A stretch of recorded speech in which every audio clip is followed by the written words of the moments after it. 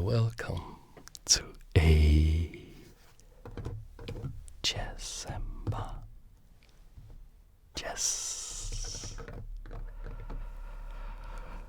Today I will show you what it looks like when two absolute professionals play chess, and I will use the chess up board here in analysis mode to share this wonderful game between Anatoly Karpov with the white pieces and Boris Spassky with the black pieces. We will go to the board editor, just take the standard position, put that in there, and turn analysis on here. And we can see we have a little eval bar here saying that the game is roughly equal here at the start of the game. And let me take you through the moves so we can appreciate the beauty of professional, highly technical chess, and I will explain as much as I can so that you can understand as much as you want or as little as you want, because with ASMR chess you are free to also just relax and drift off to sleep. The game begins with pawn to e4, and we see pawn to c5. The game was played in 1974 in the Candidates Tournament. What is the Candidates Tournament? The Candidates Tournament is a grueling process that the best chess players in the world go through in order to find out who can qualify and play for the crown, the ultimate prize for the World Chess Championship title.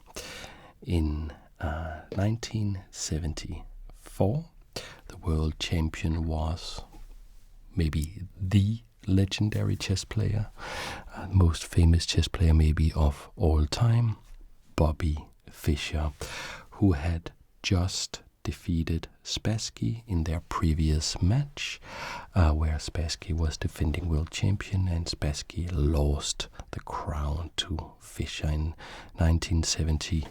And now he's back qualified for the candidates, and he is facing this young new guy, relatively unknown, Anatoly Karpov. I believe he was 23 years of age when they played this game. So the grizzled veteran against the young upstart. And actually, we shouldn't call Spassky a grizzled gentleman. He was an absolute gentleman, very well liked by all, even by Bobby Fischer, who seemed to like basically nothing except chess, Mikhail Tal and Boris Spassky with the black pieces here playing against Anatoly Karpov with the white pieces. And the match is not decided from this game alone. No. This was the semi-final of the candidates, and they had to play 20 games against each other to see who got the most wins, or whoever got 4 wins first would advance to the next round, which would be the final, and there would also be a 20-game match and against the other finalist, and whoever won that match got to play a 20-game match against Bobby Fischer for the World Chess Championship crown. And a lot of interesting history happens with Bobby Fischer famously refusing to defend his title unless some very, very specific demands were met, and we can make a video about that later. For now, it is this game. And Boris Spassky here with black castles, and Karpov lashes out with f4.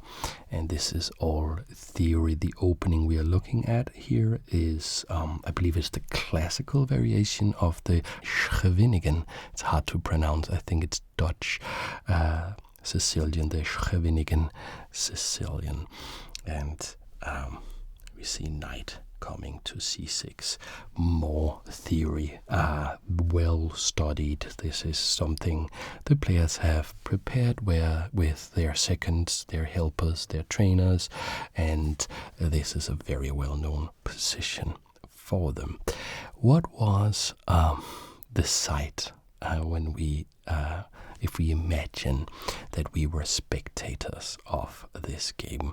So the game was played in Leningrad. The whole match was played in Leningrad, now called St. Petersburg, and it took place on the grand stage of the auditorium in the Jeshinsky Palace of Culture. So I'm probably butchering the pronunciation, but you imagine this great auditorium with a big stage and these two men in suits sitting at a center stage with a huge 2D chessboard on like a huge board in the background, and a guy with a long stick moving the pieces so that the about 500 to 1,500 people in the audience could follow the game.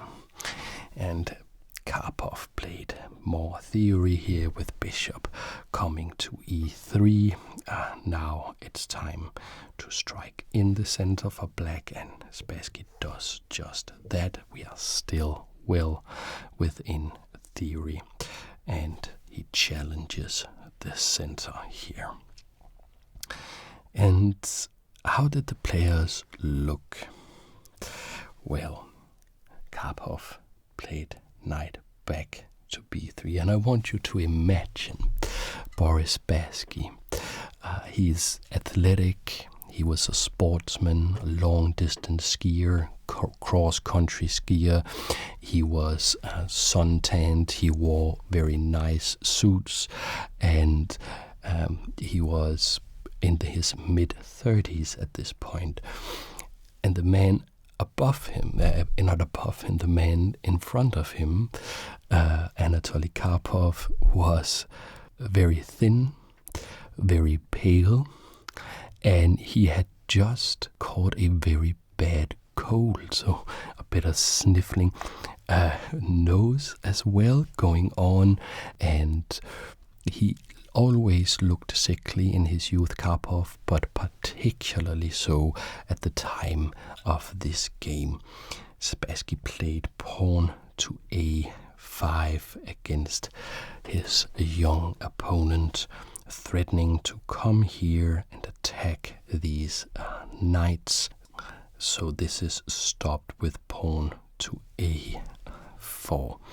And I don't know if I remembered, I always forget to tell that I have a link for this chessboard. But if I did forget, now I can tell you that if you want to buy this chessboard, which is very cool, you can save 10% with the special ASMR chess discount. Link is in the description. The board is super cool. You can use it for analysis. You can play games online. You can play games on your chess.com account against other users on chess.com.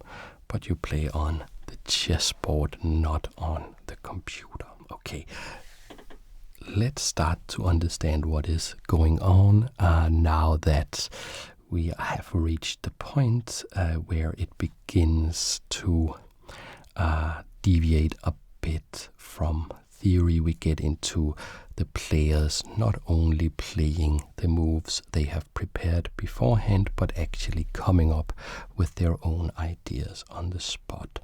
So knight coming to b4, not a terribly original idea by Spassky. Of course, the point here is that when this a pawn has moved, it cannot go to a3 to kick this knight away. Therefore, this knight is almost safe, you could say, on this forward square. We would call this an outpost square anchored by this pawn, looking, for instance, at the c2 pawn in the future.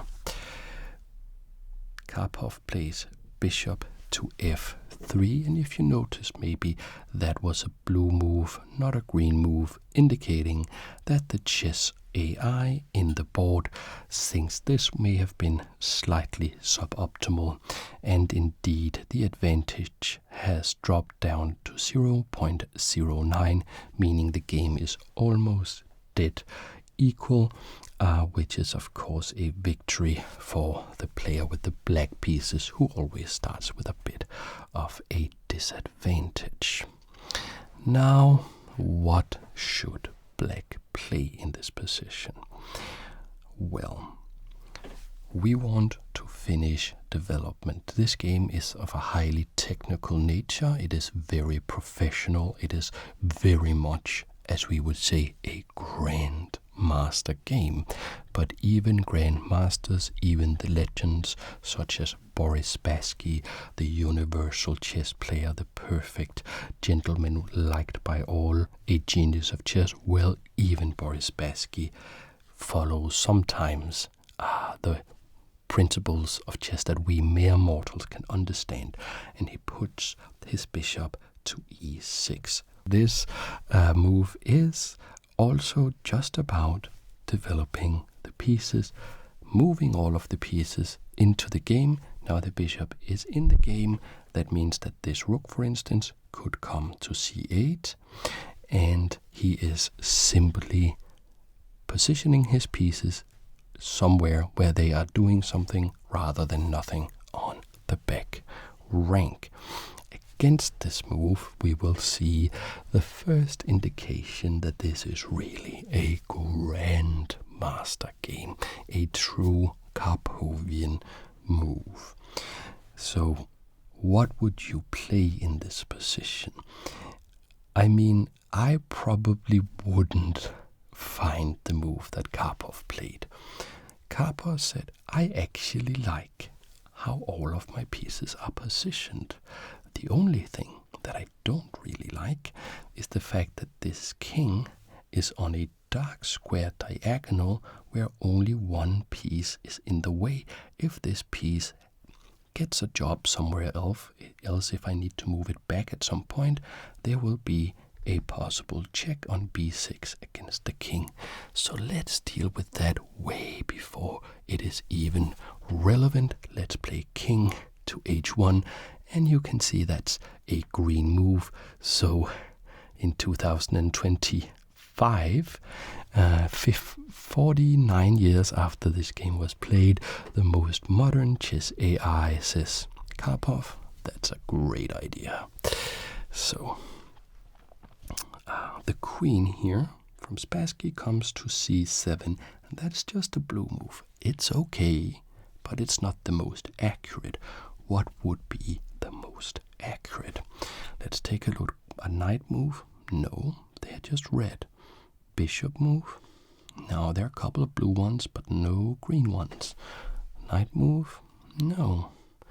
I'm thinking rook to c8 maybe. Yes, rook to c8.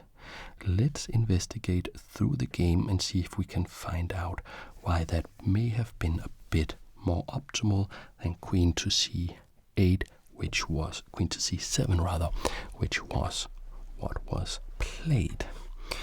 The idea is the same. Get the rook here, work with the queen, work with the knight, get this knight out of the way somehow, and target this c2 pawn. But Karpov, it was maybe not known to Spassky, who may have underestimated his young opponent quite a bit. It was not known that at the time, because Karpov was this new mysterious player. But Karpov had a lot of patience, and he was willing to play very small, subtle moves that would just eat up the initiative and the dynamism from his opponent and only later start his counterattack once his opponent had no more good moves. So in this position he played a nice green move, rook coming to f2 prophylactically, that means in advance, defending the c2 pawn. Now it's time for Spassky to find out where to put the rooks. And you probably at some point want to put a rook on c8. If you want to put a rook on c8, which rook would that be? Would it be this one or this one? I think this one is the rook you want here. And if you want this rook here, we could maybe start by moving this rook here or here. And rook coming to d8 was the choice made by Spassky. We see the evaluation jump up just slightly, 0.77. Position maybe a little bit better for white, a bit of initiative going on. And we see how the subtlety of rook coming to f2 is already starting to influence the game, because this rook can now counteract this rook while maintaining the defense of c2 by coming with a green move to d2, working in conjunction with the queen, stopping the advance of this pawn, which is what black really wants to do. So now this square is firmly under the control of white once again. But let's think about this square a little bit. Black is really trying to push this pawn to open up his position and gain more space, because you can see white has a bit more space. And he has prepared this. He has the bishop here looking at this square. He has the knight here looking at this square. He has the other knight looking at this square, and also now the rook protecting the knight wins, or the pawn when it goes forward. But it can't go forward with this nice move by Karpov, because pawn protects, knight protects, bishop protects, rook protects, and queen protects against this idea. So Spassky has to try something else, and he comes up with a very nice move, activating the bishop with a green move. Is it the only green move in the position? No, you could also actually move the queen back, a bit of a mysterious move. The rook could also move up here. It's also a bit mysterious. One of these mysterious moves I would like to investigate a little bit. So let's say that we move the queen back. What could that be about? Well, if the queen has moved back now, she can't be hit by a knight coming here, which would hit the queen here and start to gain a lot of space for white. So I think this is prophylactically, the idea is to prophylactically in advance meet the threat of this knight. But this was not chosen by Spassky, who instead played bishop coming to c4. But we will actually see why, and it's the same kind of idea, because Karpov did play this move, knight coming to b5, and you see that's a red move. So is it the case that the young man, the thin, tall, pale young man with a cold, is starting to crack under the pressure of this professional stage, playing against the former world champion, the great Boris Spassky? Right now, the position is 0.9 plus 0.9, meaning almost a pawn's worth of advantage for white.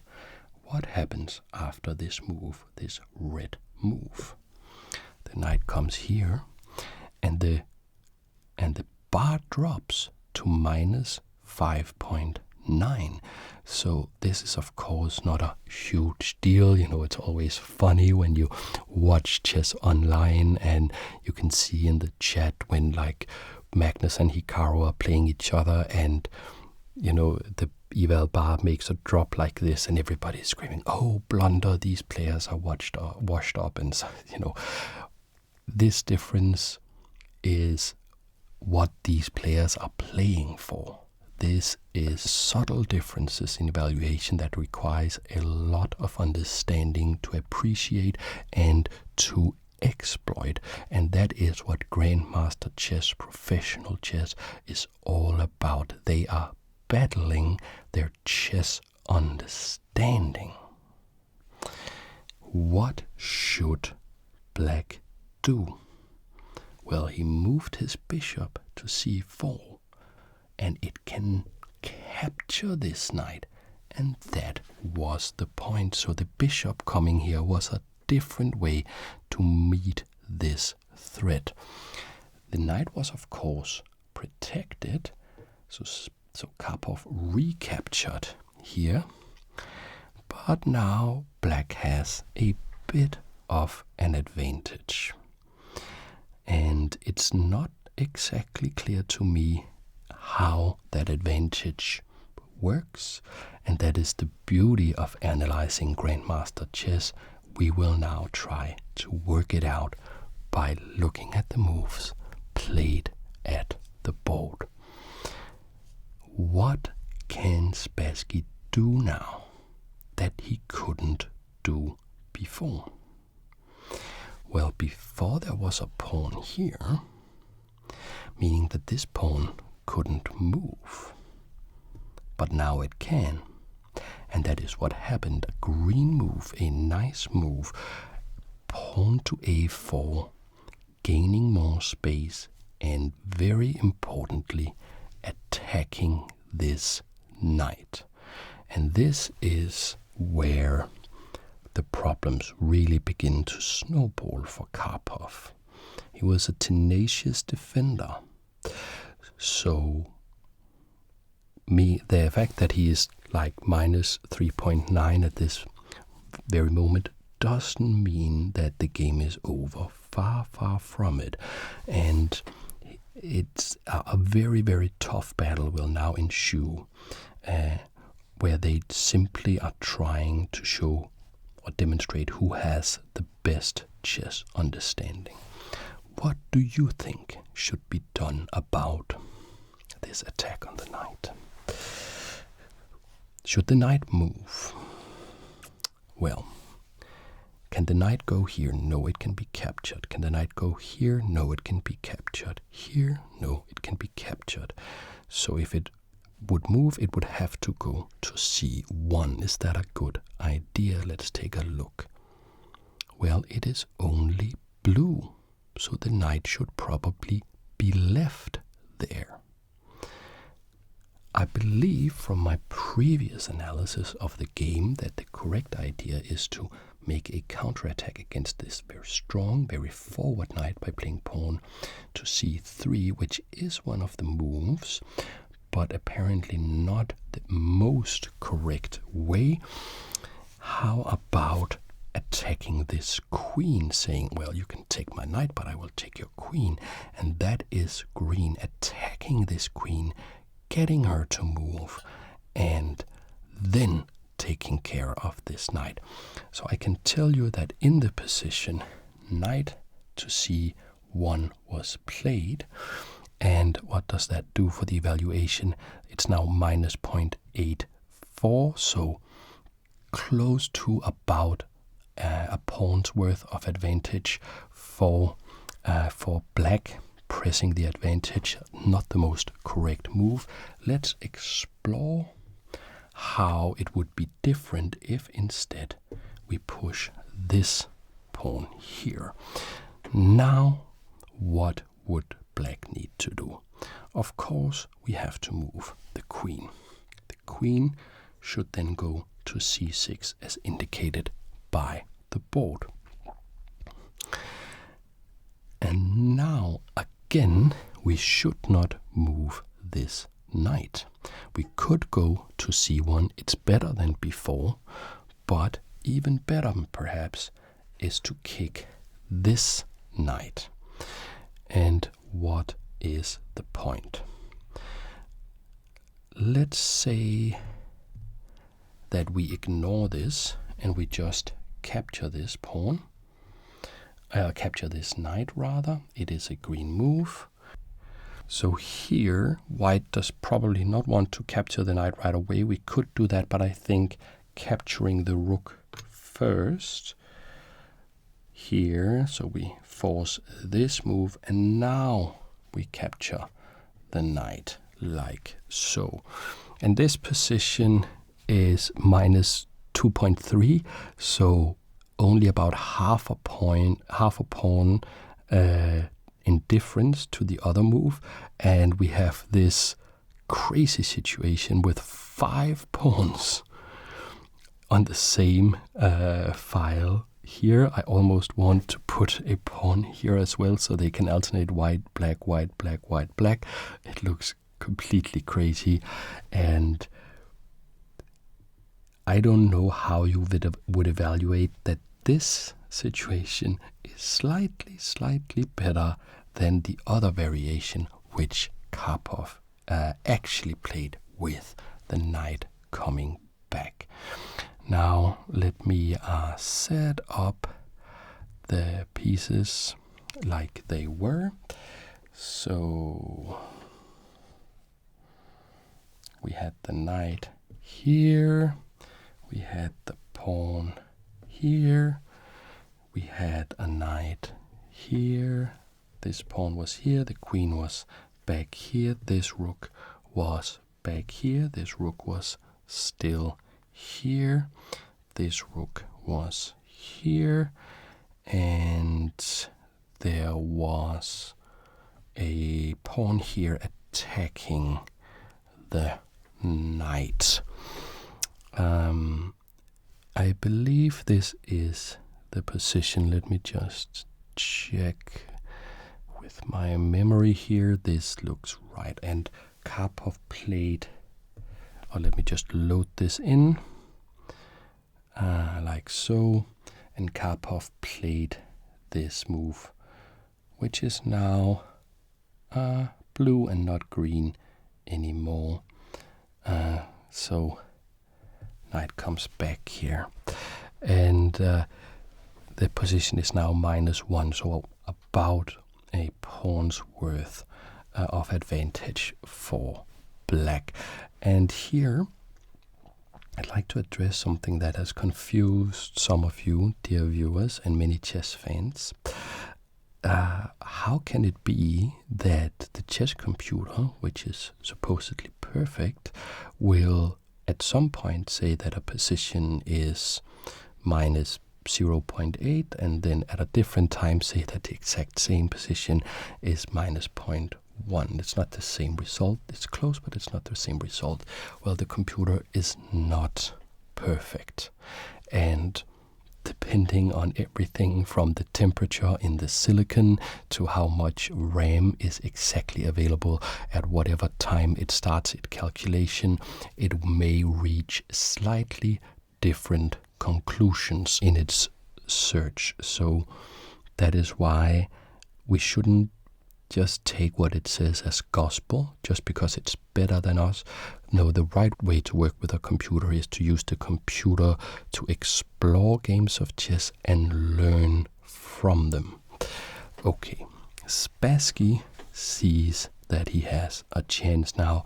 This knight moved back. It's time to strike, because now he can finally play pawn coming to e5. That is what he has been working to do for a long time.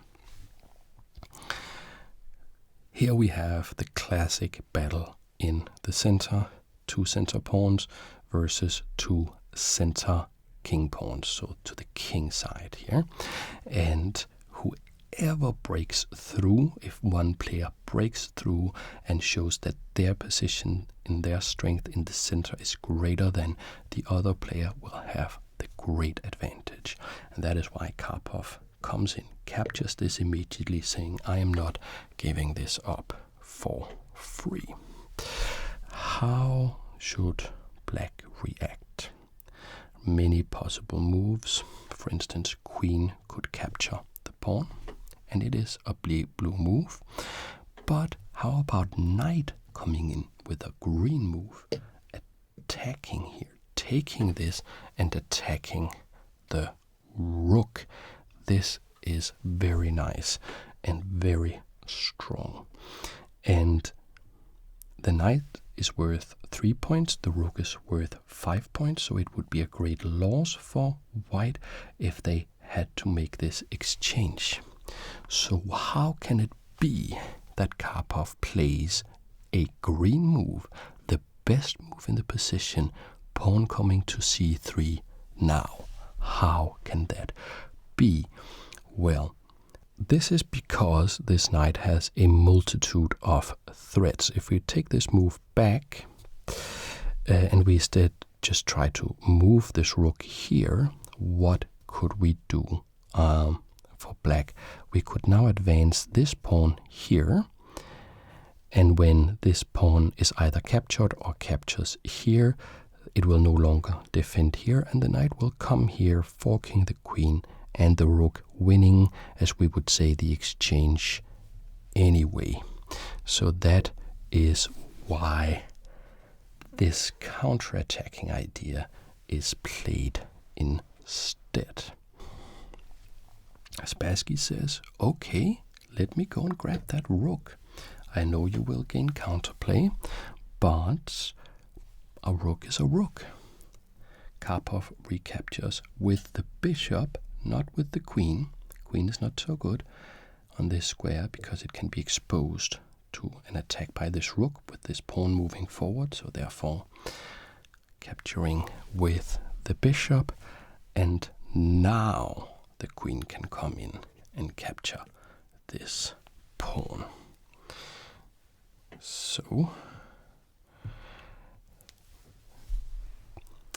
black needs some counterplay for all of this material, but if you remember, this knight was attacked and Karpov cashes in, says, okay, I am not going out without a fight, and actually I now have 3 pieces to your 2 pieces, although one of your pieces is a rook, and you have an extra pawn. Well, not really an extra pawn, because you see the extreme power of the centralized queen, never underestimate the centralized queen, is that she is attacking everywhere on the board. And if there is a weakness, there's a good chance that she is hitting that weakness. And right now, the weakness is on b2, undefended pawn, green move, queen captures, b2. The position is still -1, so both players are playing very well. Karpov made this mistake earlier, but he hasn't made any further mistakes. Neither has Spassky, who has just pressed his advantage, playing all the correct ideas. Now we see the point of the knight coming back. The knight wants to reroute itself, coming to d3, attacking the queen, so that the queen will have to move. She is being thrown out of the house. So she could go here or here. These are the 2 green moves, and Spassky chose the strongest one, the centralizing queen coming to d4. This is, of course, attacking the knight, and this knight is defended by rook coming to a3, but that may be a slight inaccuracy. Let's see if there would something better. Actually, probably this knight had to come here. That was the most correct, but it is defended by rook coming to a3. But like the position, now it's minus 1.06. Again, it's very, very subtle, these differences.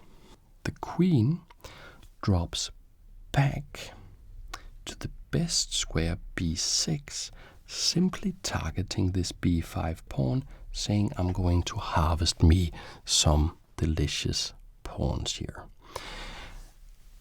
Queen now comes with a nice green move to e2, possibly looking at moving this knight with a defense of this pawn, coming with a nice tempo against this bishop, which is attacked and undefended, meaning that Spassky has to spend time defending it with the rook. And here, maybe knight could move. There are blue moves, but in order to stay in the game, a different variation has to be tried, and it is what's being tried by Karpov. Bishop captures this pawn. This is very, very courageous because this rook is lined up against this queen, meaning that when Spassky plays bishop takes on b4, attacking this rook that is undefended, he is at the same time attacking the queen, meaning the rook has no time to move if we want to save the queen. But now we see just how tenacious a defender Karpov was at his prime and for decades to come from this point. The point of this bishop coming here is this sacrifice with a check. Bishop takes f7 check, temporarily disrupting all of black's plans and getting the king exposed. The king captures the bishop. You have to do that in this position, but now the queen can move out of the way with a check, and you could check on h5, which would be protecting this pawn, or on f3. And I think h5 is probably the best move, but Karpov chose f3, which is also a green move. And this is, of course, check. The king moves back. At the end of all of this, Karpov did give up his bishop for a pawn, and he lost this pawn, but now he gets his bishop back, so it actually was a very advanced trade of bishop and pawn for bishop and pawn. And this is the kind of professional grandmaster chess that we would expect from giants like Karpov and Spassky. I don't think this came as a surprise to Spassky, but I think he went for it anyway, since he understood that he has these two pawns out here that are potentially going to be passed pawns. He actually is playing from a position of strength, meaning that he is happy to trade pieces.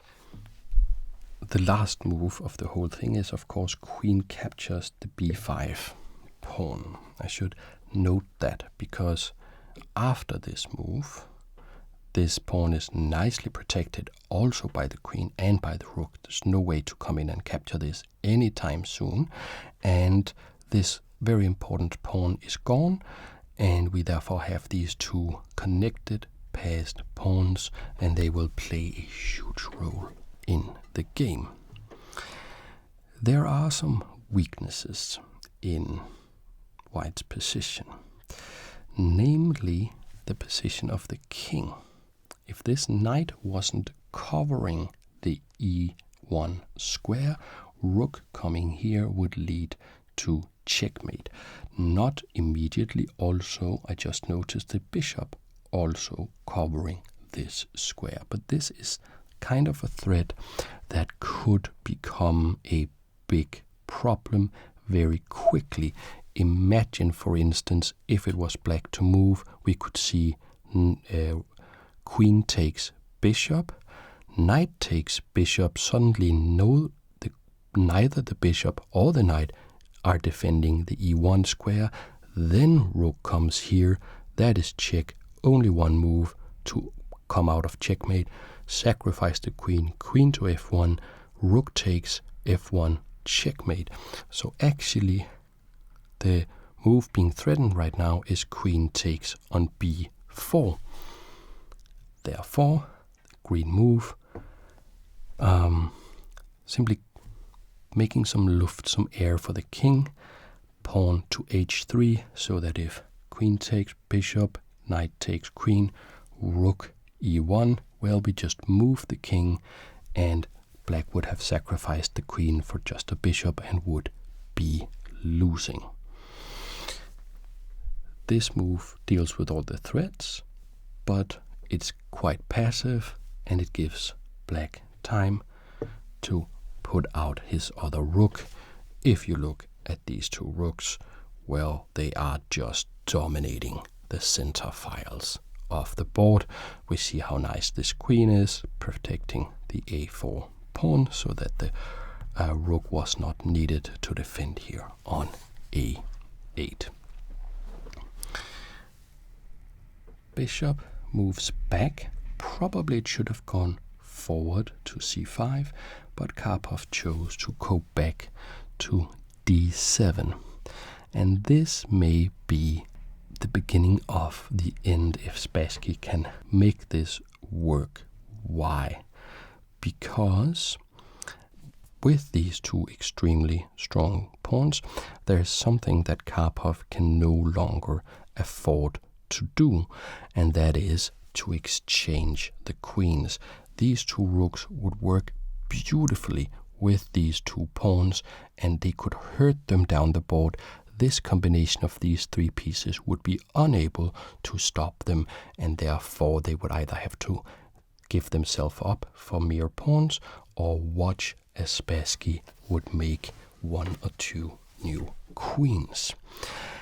And when you can't afford to exchange the queens, your queen becomes less powerful. So even though both players have a queen here, after queen d5, we see that the black queen is very strong and the white queen is not as strong, because there's something that she can't afford to do that the black queen can afford. So the queen has to duck, and she does, going back to f2, probably f1, maintaining defense of the knight. Slightly better maybe, but queen to f2 is chosen. And now the position minus 2.6. Spassky is really starting to have a nice advantage, and he starts to press that advantage. What is the advantage? It's the pawns. So pawn coming to b5. So that's interestingly only a blue move. Let's take a look. Queen coming here, trying again to exchange. Could be better. Let's see what happens to the evaluation once this move is played. Okay, that caused about a pawn's worth of advantage. Now it's minus 1.6, so still very nice for black, but maybe it could have been played just slightly more accurate.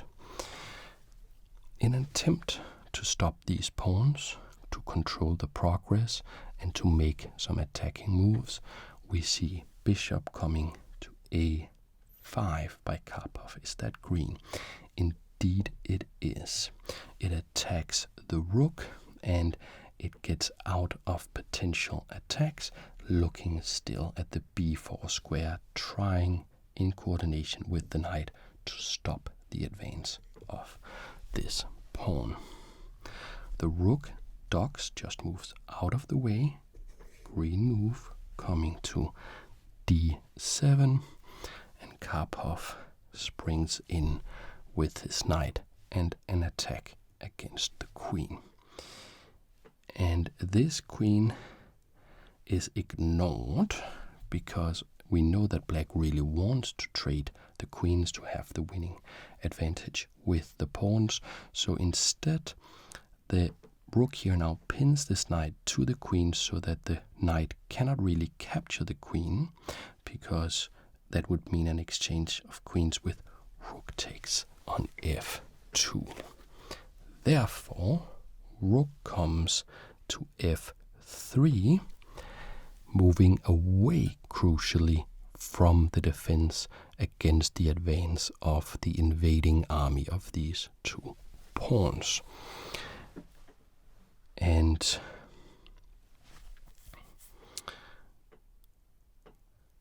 Spassky now pushes the pedal to the metal and starts preparing to advance this pawn, with queen coming to c4, protecting b4. The bishop moves out of the way, and the pawn is advanced. What is Karpov's plan?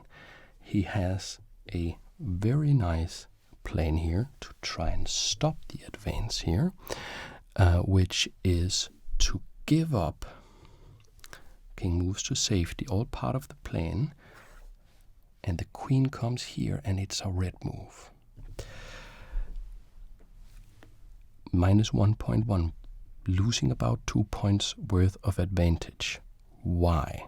Let's take a look at Karpov's devious idea here.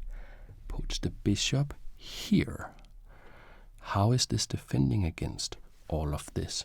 The queen centralizes again, but now this pawn and this pawn are starting to hang just a little bit.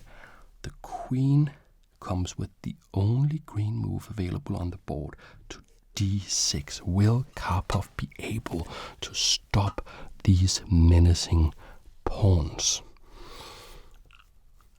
Spassky is a little bit concerned about the queen being near his king, the knight being near his king, the bishop being near his king. So Spassky, for a moment forgetting his pride, enjoying the position, the A and B pawns, and taking time out to play h6, making a little bit of space, a little bit of luft, making his king slightly more safe, but giving Karpov time to stop the pawns with bishop coming to b2. And Spassky attacks this bishop, plays the green move, queen to c2, asking a question of the bishop. But the bishop is not moved. Rook is attacked. Queen comes to d5. This means that if we were to capture the bishop, and Spassky did not play this, but then we could see the knight here come here with an attack on the queen. And what would that mean? Well, this rook here is pinned to the king by the queen. The queen would have to move. Queen could come in and capture the rook, and it would also then capture the next rook. That's extremely dangerous, and white would be winning. And that is the devious tactic that explains why Spassky did not capture the bishop. He did not fall for the trick. Instead, he moved his queen all the way back here, offering again a trade of queens, which we know that white cannot afford. White therefore moved the queen, coming to c6, and black tries to insist on exchanging these, being protected by the rook, also X-ray defending the a4 pawn. Queen comes to g6 now, leaving the attack, and these pawns unguarded. They are very close to advancing, but of course the queen is now looking at many dangerous squares in black's king position, which explains why rook comes to e7, to just make absolutely sure that this advantage is not blundered away by some tricky checkmate trick. having achieved this, Karpov shows his tenacity, comes to a6, attacking this pawn once again. Again, we see like a dance. But what is going on? He sacrificed the pawn, Spassky. Was it a blunder? Look at the evaluation. No.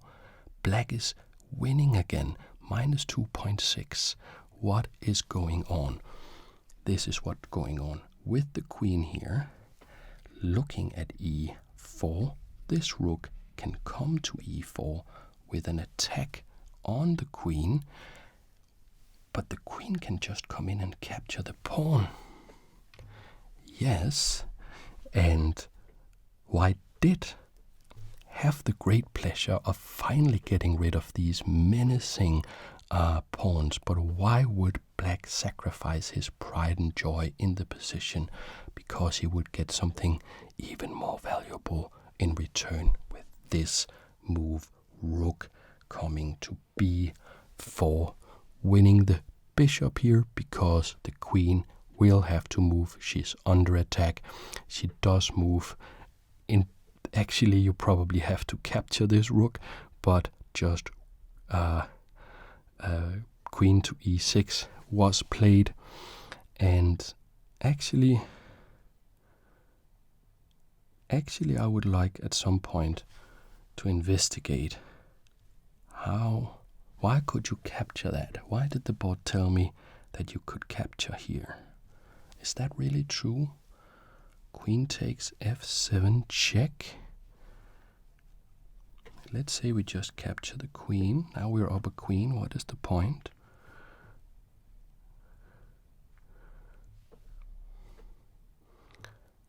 Okay, the knight goes here. This unveils an attack on the queen and an attack on the rook. Okay. But this is still winning. So after a bit of analysis, we can now see that the computer has decided that this is actually minus 2.9. So okay, it wasn't the correct idea. It was correct to come in and let's see. There was a rook here, and where did we have the other pieces? We had the queen back here and the queen here.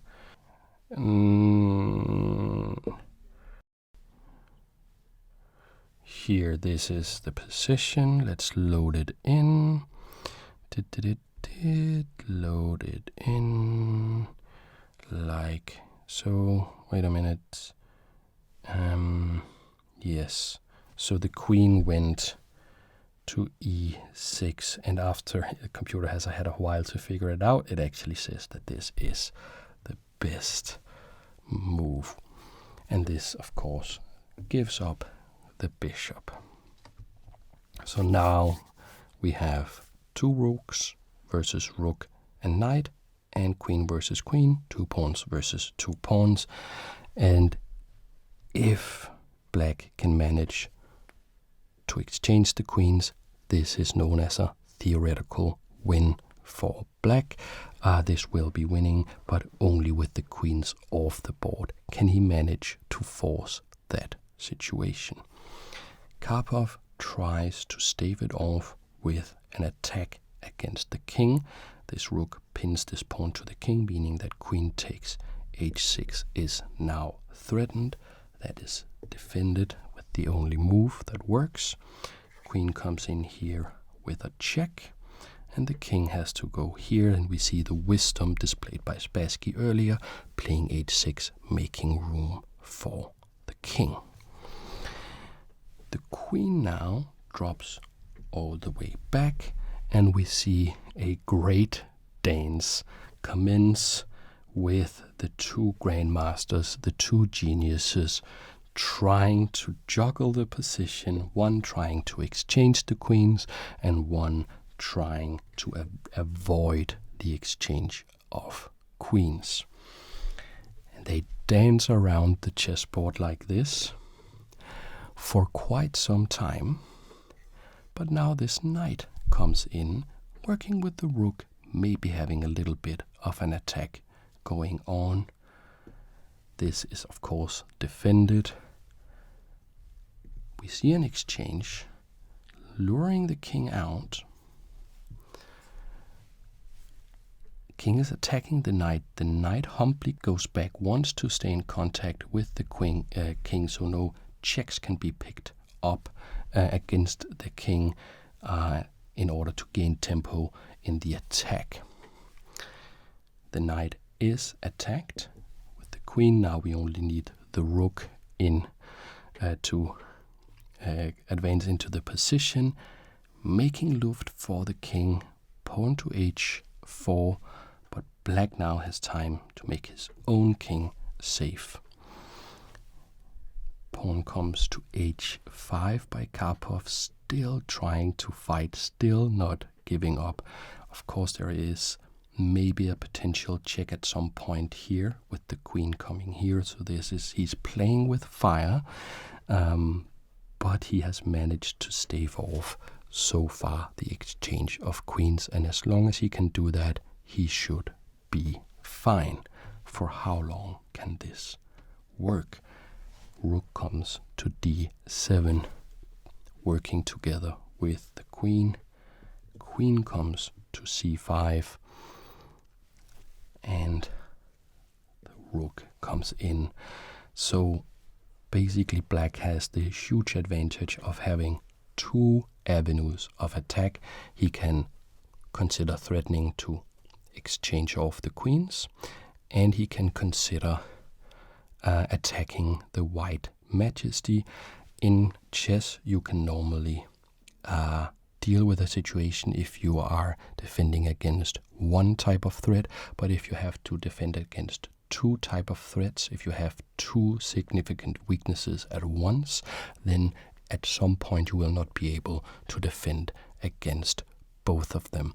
And we see now this rook can come to h4 with a check, which would be devastating to the white king.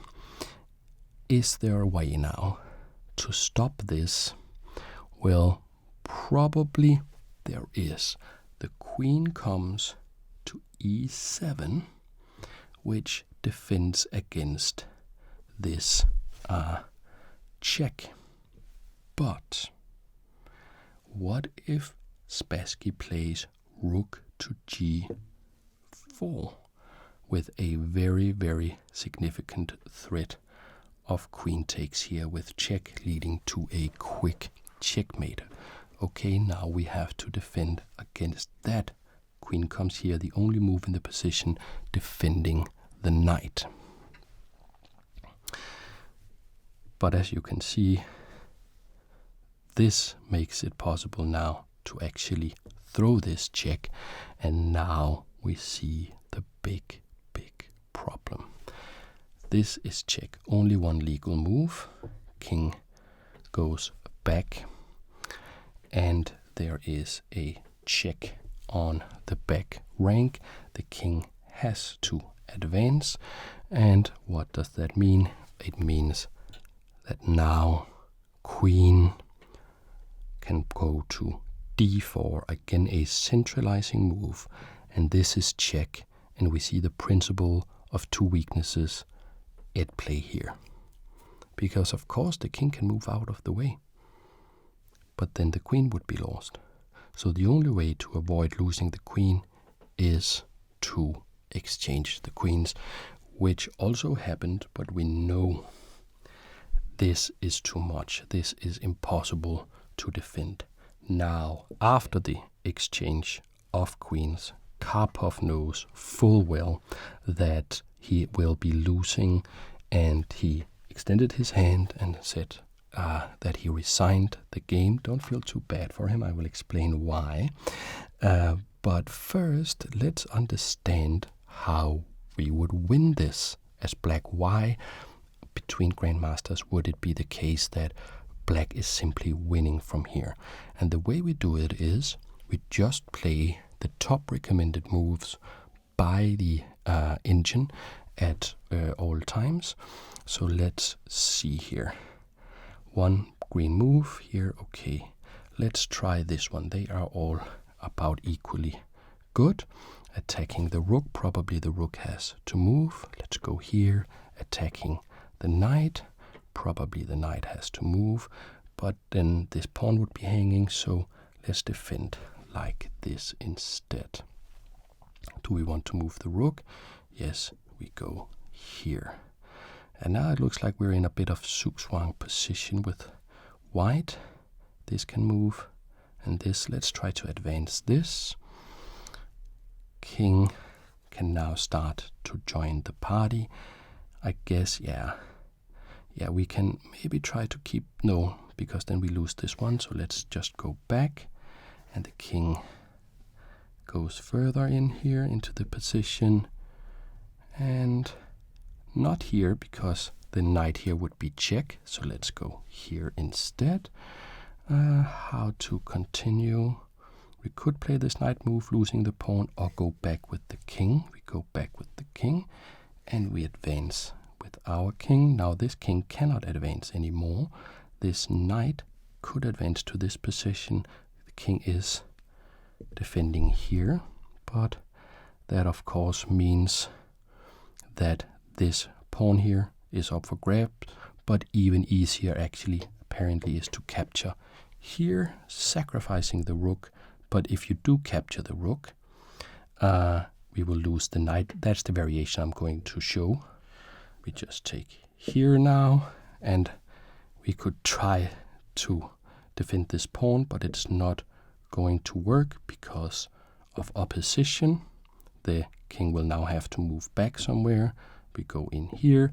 The king can no longer defend this, so we capture this, and this is an example of a variation where you would end in this position, and from here you can see there is no way for this king to stop both of these pawns being protected by the king, being herded down the board, and becoming two beautiful new queens.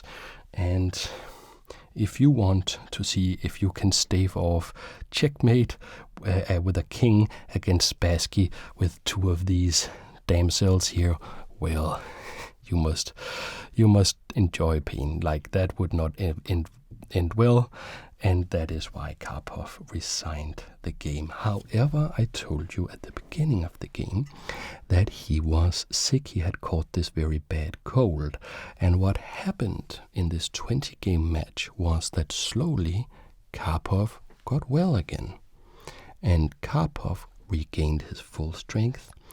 Karpov at full strength would be a force that nobody in chess could match at all until Garry Kasparov would come on the scene 10 years later.